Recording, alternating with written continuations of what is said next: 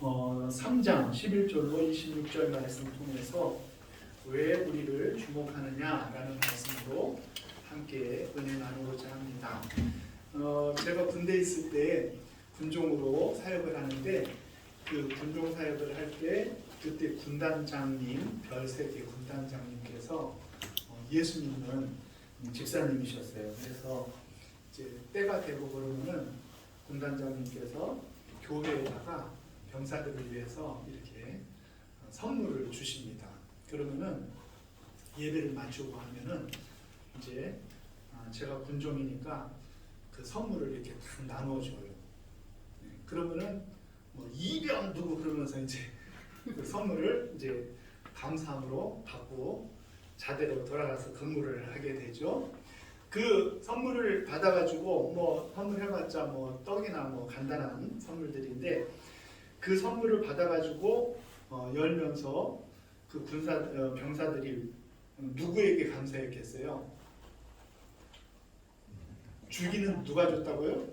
주기는 내가 줬어요. 분명히 내가 이 상자에서 꺼내서 전달을 해줬습니다. 그러나 감사는 누구에게 하죠? 예, 군단장님께 해야 됩니다. 네, 그래서 그것을 중분한테 해야 되는 거죠. 네, 교회 와서 받았으니까 주님께 해야 돼요. 무조건 주님이라고 답한다고 다 답이 아닙니다. 그때는 군단장님께 감사를 해야 되죠. 그 출처와 그거를 주시는 분이 군단장님이니까 그런 거예요.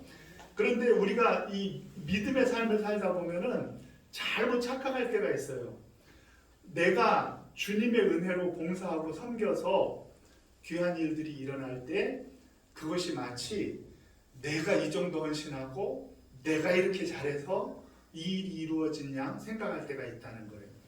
주님과 우리와의 관계는 우리가 그리스도인이잖아요. 그리스도인이라는 것은 뭐냐고 하면 주님과 내가 함께 연합되어진 존재라는 말이에요. 이 연합되어진 존재라는 말은 내 힘이 조금 더 들어가면은 주님의 힘이 약해져요. 주님의 힘이 내 인생 가운데 더 강해지면은 내 힘이 약해지는 거예요. 내가 드러나고 높아지면은 주님이 영광 받으실 수가 없어요. 기왕이면은 주님도 영광 받으시고 나도 높아지고 그랬으면 얼마나 좋겠어요. 그런데 내 어깨에 힘이 들어가는 순간 주님께서는 영광 받으실 수가 없고 내 어깨에 힘이 약해지고 주님이 나를 쓰시는 순간 주님이 영광 받으시게 된다는 거예요. 그것이 신앙의 원칙이에요. 그렇기 때문에 신앙은 많이 봉사하고 많이 수고하고 큰 일을 이룰수록 더 어떻게 해야 되냐면 내 어깨에 힘을 빼야 돼. 힘을. 그 좋은 예가 예수님이 변화산에 베드로와 요한과 야고보 3명의 제자들만 데리고 변화산에 올라갔잖아요. 그래서 출애굽에 관하여서 의논하시는 그 일을 하고 있었죠. 그때 산 밑에는 누가 있었죠? 예수님과 함께 산에 오르지 못한 9명이 있었단 말이에요. 9 제자가 있었어요. 그런데 마침 그 제자들 앞에 누가 찾아왔느냐고 하면은 귀신 들린 아이를 고쳐달라고 찾아온 거예요. 그래서 이 제자들이 9명이나 있었으니까 또 이티 귀신 들린 사람을 치유하고 온전케 한 일이 경험들이 있었던 사람들이었기 때문에 이 제자들이 어떻게 했냐면 힘을 다하여 이 귀신을 내어 쫓으려고 노력을 했어요. 그런데 결과가 어떻게 됐죠? 내어 쫓을 수 있었어요? 없었어요?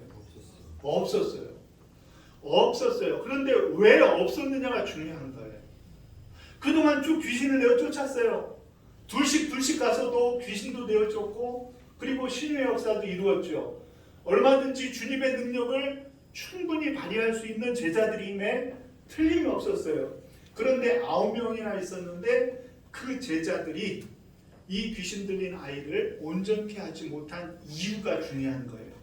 그 이유는 내 어깨에 힘이 더 들어갔기 때문에 그래요. 왜 어깨에 힘이 들어갔죠? 왜 어깨에 힘이 들어갔죠? 어깨에 힘이 들어간 이유는 아이고 베드로와 요한과 야고보 그 사람들만 제자야? 그 사람들만 능력을 행해? 그 사람들만 주님이 더 예뻐하시는 거야? 우리는 뭐야? 이런 시기와 질투심 가운데 있었단 말이에요. 그들의 마음 심리 상태가 우리라고 못할 것 같아. 우리라고 거기 산에 가고 싶지 않고 왜 우리는 놔두고 주님이 3명만 데리고 올라갔을까? 거기에서 문제가 생긴 거예요. 그 시기심, 그 질투의 마음, 그 비교의식이 나도 모르게 내 어깨에 힘이 더 들어가게 만든 거예요. 귀신을 내어 쫓아달라는 이야기에 내가 예수님과 함께한 세 제자보다도 못할 것이 없다, 더 잘할 수 있다라는 생각 속에서 내 어깨에 힘이 더 들어가서 귀신을 내어 쫓으려고 하니 귀신이 내어 쫓겨야 안 돼요. 일이 안 되는 거예요. 그거는 내 일이 아니거든요. 내 능력이 아니거든요. 내가 한 것이 아니었거든요. 그런데 내가 하려는 내 어깨에 힘이 더 들어가니까 안 되던 거예요. 나중에 주님이 이제 내려오셔가지고 소요가 있어서 왜 그러냐 물었더니 여차저차 하다 그래서 주님이 귀신을 내어 쫓아주셨어요. 그리고 나서 나중에 제자들이 예수님께 조용히 와서 묻습니다. 조용히 왔다는 건 뭐예요? 창피하니까 우리가 그것도 못하는 사람들이었나? 그래가지고 조용히 예수님께 와서 물었어요. 왜 우리는 이런 능력을 행하지 못했습니까? 그때 주님이 뭐라고 하셨죠? 오늘 본문만 얘기하지 뭘 자꾸 딴 데를 묻냐는데 그때 주님이 하신 말씀이 어떤 성경에는 기도 외에는 이런 유가 나갈 수 없느니라, 다른 성경에는 기도와 금식 외에는 이런 유가 나갈 수 없느니라, 그렇게 되어 있어요. 여기에서 기도라는 것도 분명한 메시지예요. 기도는 뭐예요? 기도는 무엇이냐고 하면은 내 것을 쟁취해내고 내 소원을 이루어내는 게 기도가 아니라 그랬잖아요. 기도는 뭐냐고 하면은 하나님의 뜻을 이루는 거예요. 하나님의 뜻을 이루어내는 거예요. 금식이 들어가니까 더 분명해요. 너가 죽지 않아서 능력을 행하지 못하였다는 거예요. 너가 살아있기 때문에 안 됐다는 거예요. 너 어깨에 힘이 더 많이 들어갔기 때문에 안 됐다는 거예요. 베드로는 누구보다도요, 이런 이야기에 있어서 베드로는요, 프라이드가 있고, 그리고 예수님의 수제자로서 앞장서기를 좋아하는 사람이었고 주목받기를 좋아하는 사람이었어요, 베드로가. 그런데 성령님이 베드로를 사로잡고 나자 베드로는 더 이상 주목받는 인생을 원치 않습니다. 그는 자기 인생이 주목받는 걸 원치 않아요. 결코 원치 않습니다. 무엇을 위해서 베드로가 삽니까? 이제는 베드로 안에 예수 그리스도께서 존귀되어지는 일을 위하여 자기 자신이 주목받는 일을 내려놓게 된 거예요. 베드로는 그래서 오늘 이 안진뱅이를 일으킨 이 귀한 일들에 사람들이 다 자신을 주목하는 것을 보면서 뭐라고 이야기하십니까? 우리 12절 말씀을 다시 한번 읽어보겠습니다. 시작. 베드로가 이것을 보고 백성에게 말하되 이스라엘 사람들아, 이 일을 왜 놀랍게 여기느냐? 우리 개인의 권능과 경건으로 이 사람을 걷게 한 것처럼 왜 우리를 주목하느냐? 아멘. 왜 우리를 주목하느냐 이거예요. 우리가 신앙생활을 한다는 것은 이 말을 우리의 가슴 속에 깊이 새겨야 돼요. 왜 이것을 새겨야 되냐고 하면은 우리의 신앙생활의 승리의 비법은 주님이 나를 통하여 주님의 일을 이루시는 것이기 때문에 결코 내 목적을 이루는 것이 아니기 때문에 우리의 신앙은 어떻게 되어져야 되냐면은 내가 주목받는 것을 원치 아니하고 누가 주목을 받아야 되겠어요? 우리 주님이 주목을 받아야 돼요. 우리 주님의 믿음이 주목을 받아야 돼요. 그래서 16절 말씀에 보면은 무엇을 주목해야 되는가를 이야기합니다. 16절 읽습니다. 시작. 그 이름을 믿음으로 그 이름이 너희가 보고 아는 이 사람을 선하게 하였나니 예수로 말미암아 난 믿음이 너희 모든 사람 앞에서 이같이 완전히 낫게 하였느니라. 아멘. 예수로부터 난 믿음, 예수님으로 말미암아 난 믿음이 이 사람을 선하게 하였다는 거예요. 베드로는 자기 자신의 자기 자신을 주목하려는 그 시선을 피하고 그 시선을 누구에게로 두게 하느냐 하면은 예수님께로, 그리고 예수님을 믿음으로 말미암아 온전케 되어진 그 사람의 믿음을 주목하라는 거예요. 예수님을 주목하고 예수님으로 말미암아 난 그 믿음을 주목할 때 비로소 이 역사가 어떻게 이루어졌는지를, 어떻게 성취되었는지를 알게 되어진다는 거예요. 우리는 때때로 주님 앞에 겸손한 모습으로 하나님의 놀라운 역사를 이루면서도요, 그것이 반복되어지면 어느 순간에 슬며시 주님의 자리를 살짝 밀어내고 내가 그 자리를 차지하려고 할 때가 많아요. 나 아니면 됐겠어? 그래도 나니까 이 정도 됐지. 이런 생각을 가지려고 할 때가 많아요. 내가 서는 순간 주님의 뜻이 이룰 수 없고, 내가 강한 순간, 그 순간 주님이 내 안에 역사하실 수가 없는 거예요. 그러므로 우리는 처음에는요, 다 순수히 시작하고, 처음에는 다 겸손히 시작하고, 처음에는 다 정말 아름답게 시작을 해요. 제가 인천에서 자랐는데, 인천에 가면은요, 그 제물포하고 동인천 사이에 그 언덕이 하나가 있는데, 거기에 보면은 아주 옛날 어렸을 때 봐도요, 하얀 건물로 멋지게 건물을 지어놓은 큰 건물 하나가 있었어요. 거기가 전도관이에요. 박태성 장로의 전도관. 근데 그 장로님이요, 얼마나 겸손하고 좋은 일을 많이 하고 역사를 많이 이루는지 인천에서 유명한 사람이었어요. 처음에는요, 귀한 일을 많이 했어요. 너무 좋은 일도 많이 하고, 그리고 병자들도 낫고 놀라운 역사가 일어나서 처음에는 정말 귀한 분이다 이렇게 생각을 했어요. 그랬는데 어느 날 어느 순간 점점 보니까 그 역사가 있잖아요, 주님이 이룬 역사가 아니라 개인이 이룬 역사가 되는 거예요. 개인의 경건의 능력으로 이룬 것처럼 변질이 되어지고, 그리고 이단이 되어지고 마는 거죠. 그토록 많은 능력을 갖고 그토록 많은 일을 했다고 하는 사람들도요, 때때로 주님을 내 안에 몰아내버리고 내가 주인이 되는 그 순간 결코 하나님께서 기뻐하는 믿음의 사람이 되어줄 수가 없다는 것이죠. 그래서 우리의 신앙은 늘 나를 비껴 세우는 신앙이 돼야 돼요. 세례 요한처럼 비껴 세워야 돼요. 나를 비껴 세우지 아니하면 내가 주님을 높이고 섬기고 주님을 영화롭게 하여드린다고 하면서 내가 누구를 가리고 있어요? 알긴 잘하시네. 주님을 가리고 있어요. 주님을. 내가 주님을 높인다고 하면서 내가 주님을 가리고 있으면 되겠어요? 안 되겠어요? 그러면 안 되죠. 그래서 왜 나를 주목하느냐 그렇게 말한 거예요. 요즘 시대는요, 주목받기 좋아하는 시대예요. 글쎄 뉴스에 봤더니 어떤 사람은요, 저기 어디 멋진 곳에 가서 인증샷을 찍기 위해서 거기서 인증샷 찍으러 갔다가 떨어져 죽어버리고 뭐 그런 사람들이 있더라고요. 너무 예쁘고 멋진 곳에 가가지고 인증샷을, 여기 앞에 여기 저기 반찬 가게의 집 그 강아지하고 똑같아요. 그 강아지는 딱 이렇게 나오면은 저랑 딱 마주치잖아요. 그럼 딱 눈치를 봐요.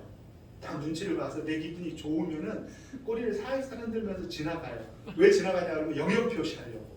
이제 아이고 이분이 이제 기분이 좋으니까 내 아무 데나 가서 영역 표시가 되나 보다 하고 가고, 딱 봐서 이분 기분이 안 좋은 것 같으면은 꼬리 살짝 내리고 저쪽으로 딴 데 가서 영역 표시합니다.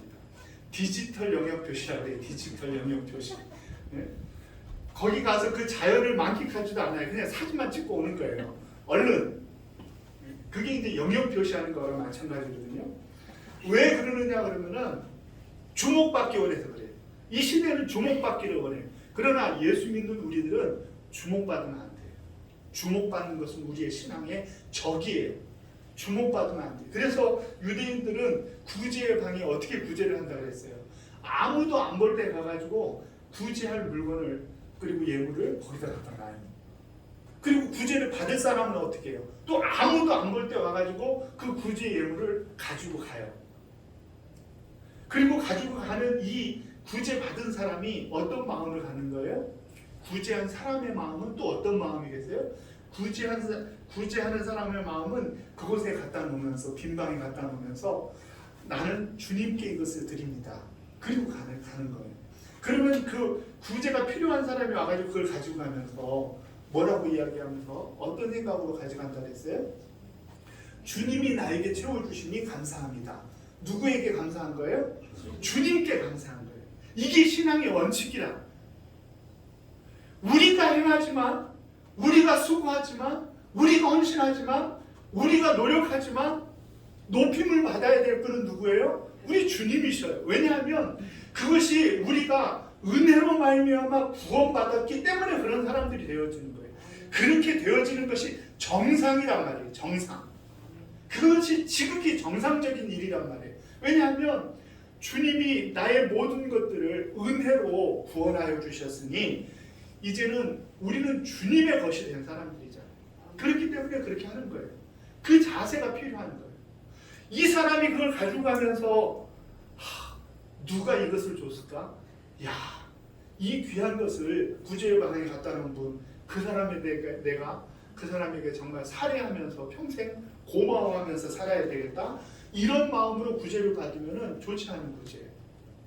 구제의 마음은 주님이 공급하셨고 주님이 허락하여 주심으로 주님께 감사하는 삶을 사는 거예요. 그래서 이스라엘 백성들은 구제를 무엇으로 생각하냐 그러면 전도서에 나오는 말씀처럼 흐르는 강물에 내 빵을 던지라. 여러 날 후에 내가 도로 찾으리라. 이게 구제의 원칙이란 말이에요. 흐르는 물에 빵을 던지면 그 빵이 다시 되돌아옵니까? 저 황해로 가고 저기 지중해로 가고 다 어디로 가버리잖아요. 그것은 마치 갚을 자 없는 자에게 이제 은혜를 베풀라는 주님의 말씀처럼 내가 구제를 하는 것은 누가 받든지 하나님이 정한 사람이 받을 거라는 마음으로 구제를 던지는 거예요. 던진 사람은 하나님을 향한 관계 때문에 던진 거죠. 그것을 받는 사람은 하나님이 나에게 채워주셨구나. 그거를 받으면서 하나님이 나를 채워주심을 감사함으로 그것을 받는 거예요.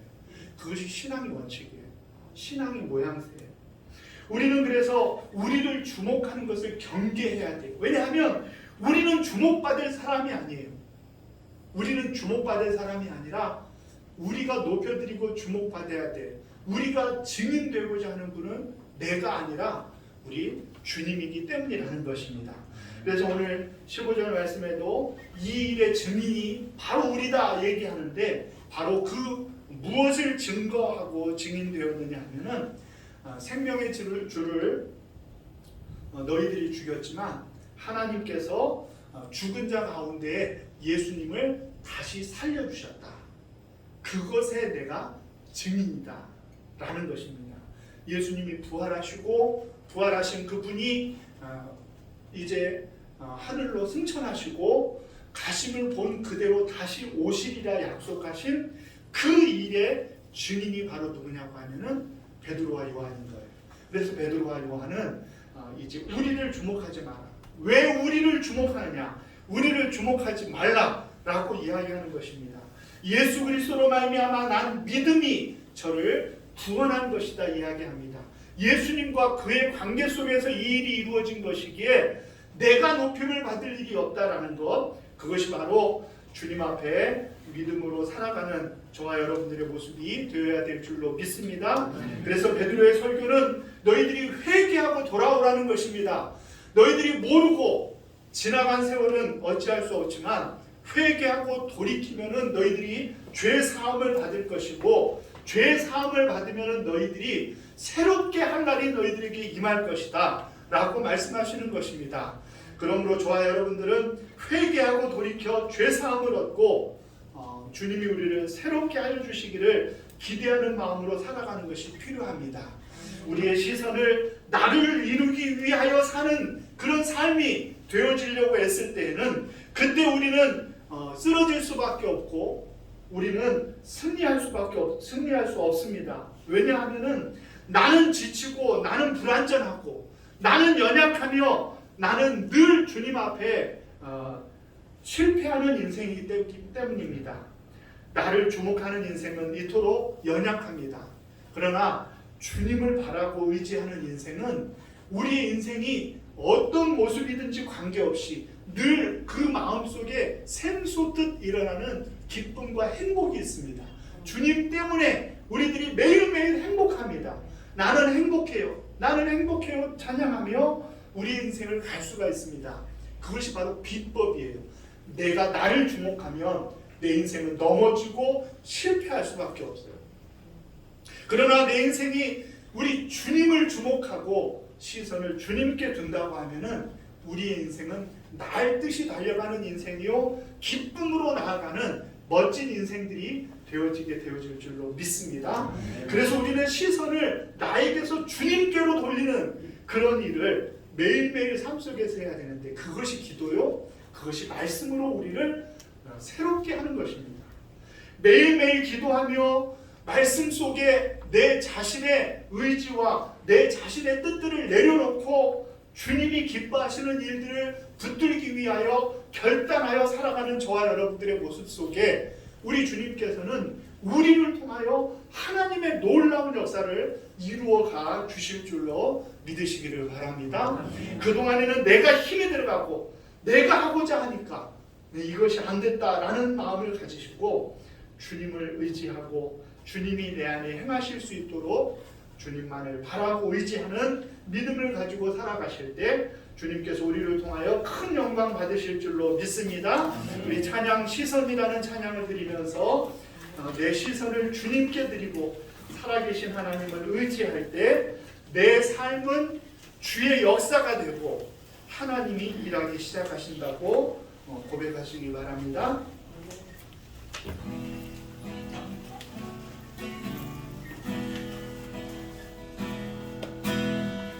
내게로부터 눈을 들어 주를 보기 시작할 때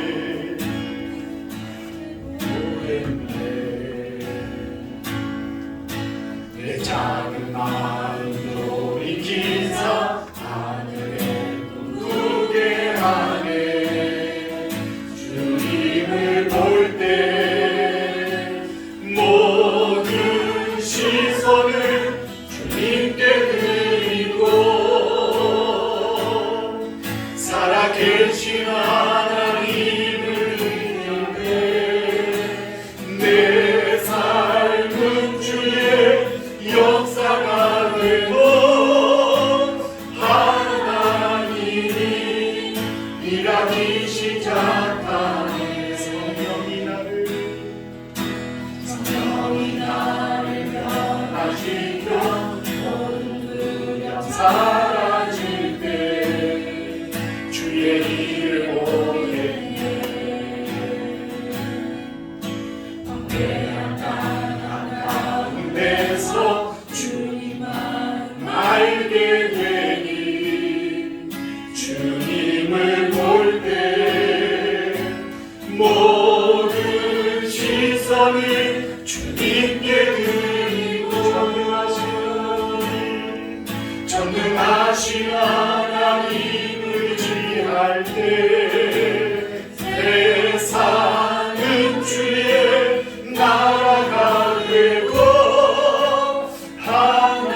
하나님이 일하기 시작한 자리에서 다 일어나셔서 내게로부터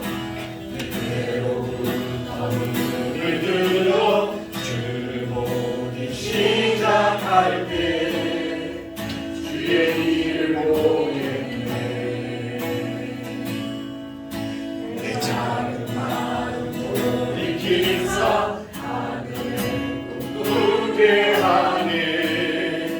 주님을 볼 때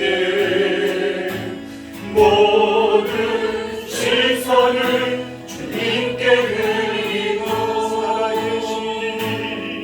살아계신 하나님을 즐기네. 내 삶은 주의 역사가 되고 하나님이 일하기 시작하네. 성령이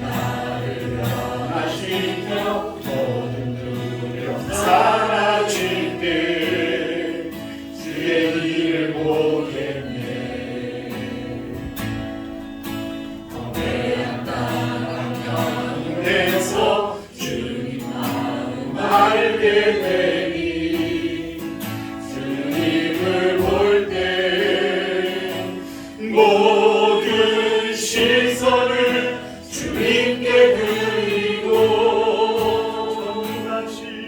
전능하신 하나님을 의할 때 세상은 주의 나라가 되고 하나님이 일하기 시작한 모든 시선을 주님께 모든 시선을 주님께 드리고 살아계신 하나님을 의할 때 내 삶은 주의 역사가 되고 하나님이 일하기 시작하네 모든 시선을 주님께 드리고 전능하신 하나님을 지키네 세상은 주의 나라가 되고 하나님이 일하기 시작하네.